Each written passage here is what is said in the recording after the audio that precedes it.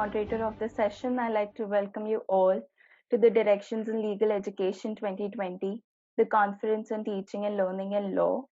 This is parallel session 8, group number 1, dealing with the Women in Law 2.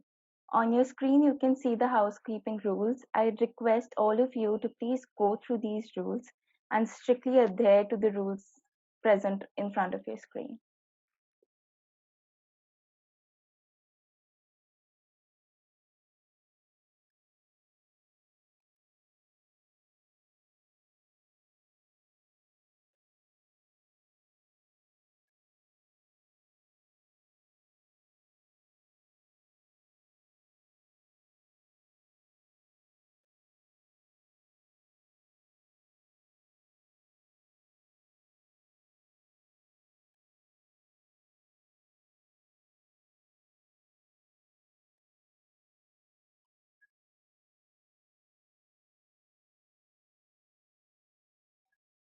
Thank you. I guess we can start with the presentation now. So the first presenter here on our on the schedule is Professor Melissa Deehring. Melissa Deehring is an attorney and clinical assistant professor of law at Qatar University College of Law in Doha, Qatar. She was the founding director and creator of a college's externship program and has taught advocacy, ethics, and professionalism concepts to Qatari law students since 2011. As one of her college's first female faculty members, Professor Melissa has been a prominent voice encouraging women to join Qatar's legal profession. Professor Melissa's research focuses on SDGs 5, gender equality and 16, peace, justice, and strong institutions, and how culture affects local legal professions, legal education, and professional responsibility notions. In addition, Melissa hosted Qatar's first Women in Law conference during March 2018 and was awarded her college's Excellence in Community Service during August 2018. She was also named a National Institute for Teaching Ethics and Professionalism Fellow during December 2018 and was awarded an Education for Justice, which we know as E4J Champion Consultancy, with the United Nations Office on Drug and Crime during 2019. It's an honor to have you here, Professor Melissa. You can start now if you're ready. Hello, my name is Melissa Deehring, and I'm a clinical assistant professor of law at Qatar University College of Law in Doha, Qatar. Today, I'm here to talk about women in law, and I'm going to be pulling predominantly from a recent article that I wrote for Taylor and Francis at the International Journal of the Legal Profession. I don't have time to go over the whole article with you, so I'm giving you the link and the reference here. It is open access online, and I would invite all of you to read it if you have time. So to start talking about Qatar, where is Qatar? And Qatar is a small nation in the Middle East with a population of a little less than 3 million people, and about 12% are Qatari citizens. The country is a constitutional monarchy ruled by the Al Thani family and has the second largest GDP per capita in the world, with oil and natural gas sources contributing the most to revenue. To understand Qatari legal diversity and meaningfully compare it to Western bars, you need to put it in context to the country's modern development. It would not be fair to conduct a side-by-side comparison of current statistics of Qatar with those of the West. And that's for a variety of reasons. But the first is that basically, if you look at the history of the countries, by 1878, when lawyers in the United States were forming the American Bar Association and the Committee on Legal Education and Admissions to the Bar, nearly a decade after the first woman was admitted to practice law in the United States, and 5 years after the first African-American woman was licensed to practice law, Qatar was occupied by the Ottomans.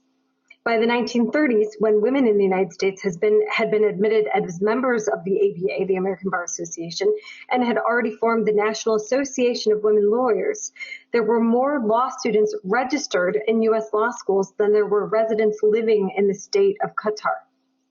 And just to give you some facts about that. So research conducted by Sandy Ogilvie in the United States found that by 1917, in the United States, there were 146 law schools enrolling more than 24,000 students. And just to compare that with statistics in Qatar at the time, after the pearl industry collapsed in the 1920s, it's estimated that the population on the Qatari Peninsula fell from about 30,000 people to about 10,000 during the 1930s. And those years were called the years of hunger. By 1940, Qatar's population is estimated to have risen to about 16,000 people, but the British political resident at the time still described massive hardship when he wrote, quote, that Doha was, quote, little more than a miserable fishing village struggling along the coast for several miles and more than half in ruins. It was only in the 1950s, after the exportation of oil, that Qatar's first modern primary schools opened, with a school for boys opening in 1952, followed shortly by a school for girls in 1955. Qatar University, or QU as we call it, Qatar's first secondary school, opened simultaneously for men and women in the form of a college of education in 1973. And here's a picture of Qatar University right now in the modern context with the city in the back. Amiri decree officially established QU as a public university in 1977, and formal undergraduate legal education began in 1993 with the establishment of the College of Sharia. A College of Law, autonomous from the College of Sharia and Islamic Studies, began operations in 2004 and was formally created in 2006. By 2015, the College of Law enrolled more than 1,300 undergraduate students, of whom 62% were female. By fall semester 2017, the College of Law enrolled more than 1,600 undergrads and 100 LLM candidates. The majority of all were females, women. 3 new law schools opened in Qatar in recent years. The Police College opened in 2013 pursuant to Amiri decree. The Police College operates under the direction of the Ministry of Interior and offers a 4-year bachelor's degree in law and police science with the aim of training police officers. The program is taught in Arabic. In 2015, Hamad bin Khalifa University began offering a Juris Doctorate degree in law. The program is taught in English, and it graduated its first batch of 13 law students in 2018. In 2016, the Rule of Law and Anti-Corruption Center, in collaboration with the University of Sussex, opened a graduate program offering students an LLM in corruption, law, and governance. That program is taught in English, and it also graduated its first batch of 15 students during December 2018. So given the relatively short period of time during which the formal study and modern practice of law has been available, Qatar has seen a remarkable growth in its legal services. Qatar currently has more than 160 attorneys licensed to plead before the courts. QU has graduated more than 1,100 law students since 1993, and the Ministry of Justice Center for Legal and Judicial Studies has trained more than 74 judge assistants, 69 assistant prosecutors, and 636 legal researchers entering different state agencies and institutions. In 2015, there were a total of 198 judicial officers working within the various courts run by the Supreme Judiciary Council. In addition to local law firms, there are also foreign law firms licensed to operate within the state. However, despite extremely fast-paced growth within the legal services market, diversity in Qatar's legal profession is still lagging behind. QU College of Law has graduated more than 850 female law students since the university began offering law degrees in 1993. Yet despite the number of educated women graduating with law degrees, the state of Qatar still only has 2 female prosecutors, 8 female judicial officers, only one of whom is a criminal judge, and women constitute 19% of the licensed attorneys plead before the courts, while Qatari women are less than 18% of licensed attorneys. Similarly, while women comprise almost 30% of the law faculty at QU, the number of female faculty in positions higher than teaching assistant remains almost 13% of total faculty versus almost 75% for male faculty. Now, we must say that Qatar is progressing at lightning speed in comparison to the West. The United States only crossed the threshold of 30% feminization of the bar in 2005, which was 136 years after the first woman was admitted to practice law in one of its states. Qatar has hit 19% feminization merely 25 years after establishment of formal legal education. However, the argument still should be made that legal educational providers and the profession itself need to make greater efforts to embolden women to practice law if we truly seek gender diversification. The state's official policies, legislation, and international accords indicate that gender diversity in Qatar's workforce is a priority. Qatar's constitution allows women equal rights and opportunities for education under the law. The labor law provides women and men shall receive equal pay for equal work, and that women shall be entitled to the same opportunities of training and promotion as their male colleagues. Qatari women's right to development is an essential element of the social development pillar contained in Qatar's National Vision 2030. And concrete actions towards increasing women's empowerment were set out in the Qatar National Development Strategy 2011 through 16, as were methods for improving women's work-life balance. Qatar has ratified numerous human rights treaties and conventions, including CEDAW, the Convention on the Elimination of All Forms of Discrimination Against Women, and the state has expressly declared its support of women's access to leadership positions. And finally, I put their pictures up there. Her Highness is Sheikha Moza bint Nasser Al Misnad, mother of His Highness the Emir of Qatar, as well as her daughters, Her Highnesses Sheikha Hind bint Hamad and Her Highness Sheikha Maesa bint Hamad, have played major roles inspiring women and promoting their advancement. Yet, despite significant efforts taken by Qatar's ruling family and the government, women's participation in the workforce remains low. As this is the National Development Strategy, as it says, traditional views about the appropriate avenues for women's employment continue to prevail. This is despite new opportunities created by Qatar's economic development. Although women have a higher average educational attainment level than men, there appears to be a glass ceiling in employment and promotion for women. Cultural obstacles and more restrictive social norms arguably create the biggest barrier for feminization of the legal profession in Qatar. Specific expectations regarding women's societal roles, coupled with fears of earning a negative reputation in the community and a lack of role models, discourage women who study law from pursuing legal careers. While Qatar has witnessed incredible modernization since the 60s, one historian, Alan Fromhertz, has noted that this accelerated modernization has not destroyed memories of tribal group power or lineage groupings and consequent cultural attitudes and norms of Qatar themselves as quickly as might be expected in classic Western models of development.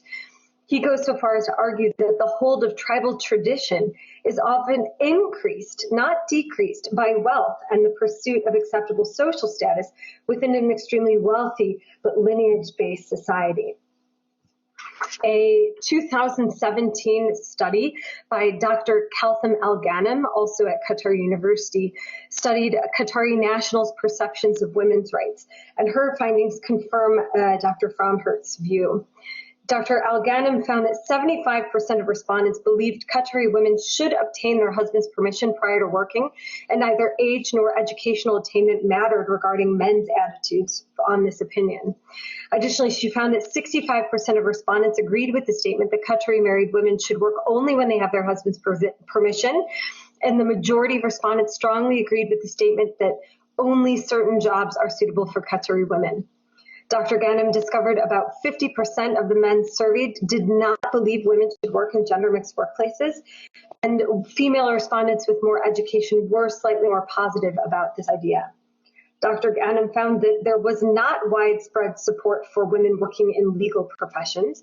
In fact, she found that a majority of male and female respondents strongly disagreed when asked whether they would support Qatari women in judicial positions.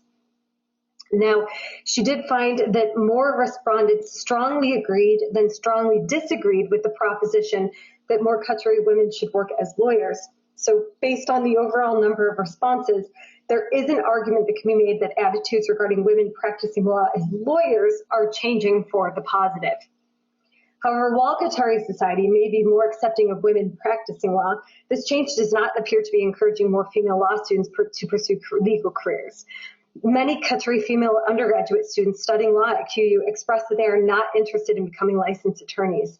Overwhelmingly, the majority of female students who participate in a mandatory externship program during their senior year of studies prefer jobs in the government or nonprofit sectors rather than with Qatari or international law firms.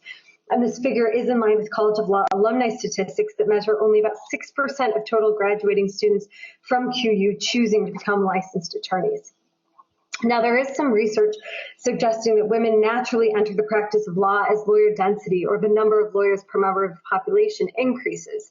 But looking at Qatar's attorney statistics, it's doubtful that the legal profession will naturally achieve substantial lawyer density anytime soon. Those studies do show a correlation exists between increased gender diversity and a lawyer density of 2,000 people per lawyer. And when the majority of countries studied achieved this level of lawyer density, they obtained at least 30% feminization of the bar. As I said before, so far we're not close to a lawyer density of 2,000 people per attorney, but even if we were to hit that soon, absent significant cultural, social, and legal changes, it's still unlikely that we would hit 30% feminization naturally. Qatar's fourth National Human Development Report notes minimal community support for female leaders. And Dr. Al-Ghanim's study that I mentioned before also reaffirms the Qatari population is not automatically receptive to female leadership. Given the existing cultural, social barriers and structural barriers, it does not seem that it does seem that the Qatari women's future position in the legal world is going to depend on the disappearance of stereotypes and not just a mere increase in lawyers. So in order to encourage more Qatari women to pursue legal careers, it's important to understand why previous generations of women, albeit from other cultures, chose to pursue legal careers. And we need to look at that so we can better harness and amplify what those motivations were so we can use them in Qatar. As an example, in the United States, women's entrance into the profession was slow until the 1970s. Despite the fact that women accounted for 1.1% of all licensed attorneys by 1910, women constituted nearly 4.7% of all licensed attorneys 6 decades later in 1970. As law student enrollments nearly doubled between 1963 and 1978, and as the number of law students increased by 33% in less than a decade, the United States witnessed a massive growth in women lawyers in the 1970s and 1980s. Now, in her book, Dr. Cynthia Fuchs-Epstein, who's a sociologist, conducted what is considered the pioneering research in the United States regarding the socio-historical circumstances of women entering the legal profession in the 1960s and 70s. And what she found were several shared characteristics of women lawyers she interviewed.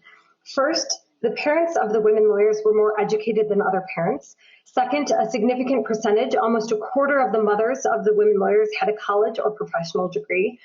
Third, researchers found a statistically significant correlation between a mother's education when it was related to the encouragement of her daughter's education.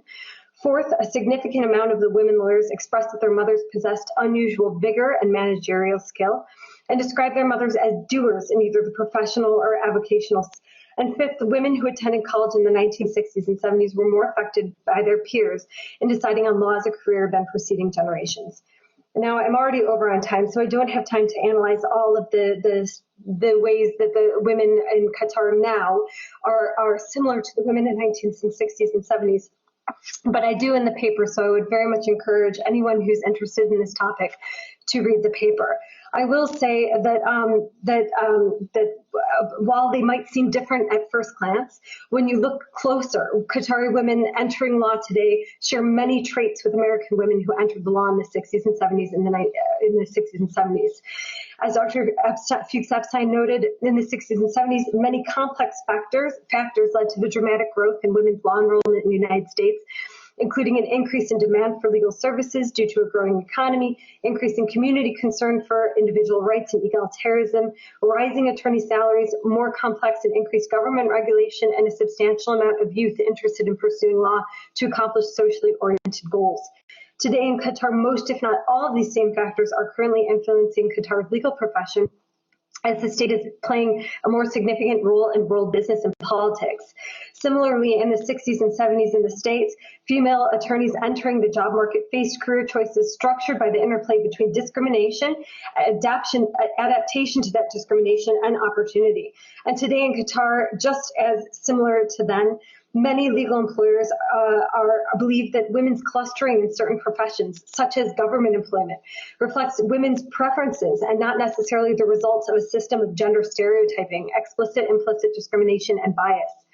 While some members of the local community in Qatar openly object to women working in certain legal careers due to religious or cultural views, the more common objection is, or the more common viewpoint is subtler and protected. It is that women themselves prefer lower ranking specialties or jobs that compete less with women's home life and family roles. So all of this is basically to say that Western scholars predominantly argue diversity in the legal profession is important because it reflects the profession's core ideals: equality, access to justice, the elimination of bias and discrimination.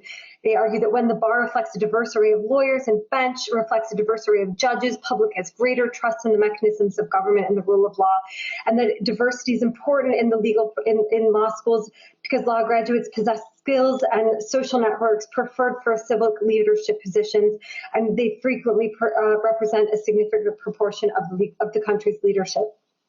Now, there are more arguments to be made there, but while some of these rationales resonate more readily in Western democracies than in Qatar, they all remain important considerations for Qatar's continued legal diversity efforts, at least regarding to gender.